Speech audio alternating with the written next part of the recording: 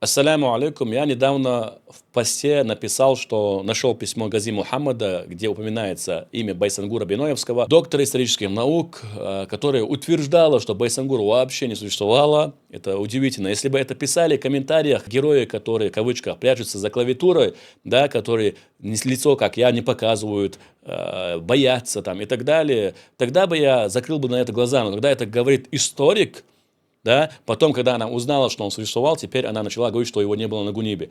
Так вот, и ей будет также ответ в этом. Сразу приведу источник, чтобы не говорили, что это чеченские сказки. Хотя, знаете, когда ты все равно приводишь источник, архивные документы, тебе говорят, то ли это кафир привел, мы его не берем. Потом ты говоришь, это же наши братья-мусульмане тоже сказали. Потом они говорят, ну знаешь, на самом деле это же не историки, хотя это в их кругах признанные историки, учителя истории и так далее. В общем, ладно. Когда им выгодно, они берут у кафиров, когда невыгодно, не берут.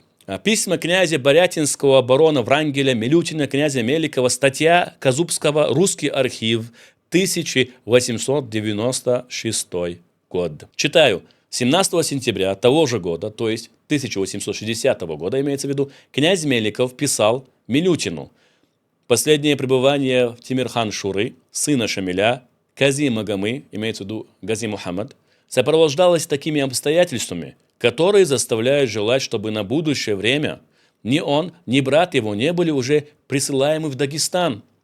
По крайней мере, в течение нескольких лет, пока все то, что мы предполагаем сделать в этом крае для окончательного упрочения в нем спокойствия, приведено будет в исполнение. Внимание здесь.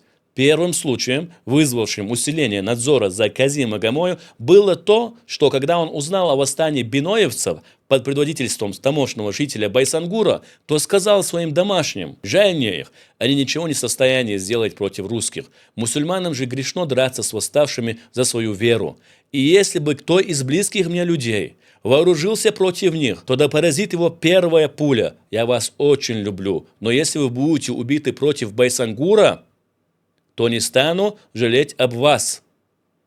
Это очень важный момент.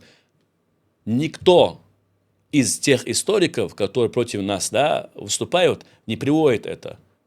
Либо они сознательно это скрывают, да, либо для них это тоже будет сейчас открытие. Так вот, примите к сведениям, пожалуйста, историки. Гази Мухаммад говорит, что очень любит свою семью, но если кто-нибудь, он пишет имя, Байсангур против Байсангура, восстанет, то не стану жалеть об вас. Для людей, которые признают исторические факты, это будет достаточно. Вассаляму алейкум ва рахматуллахи ва баракату.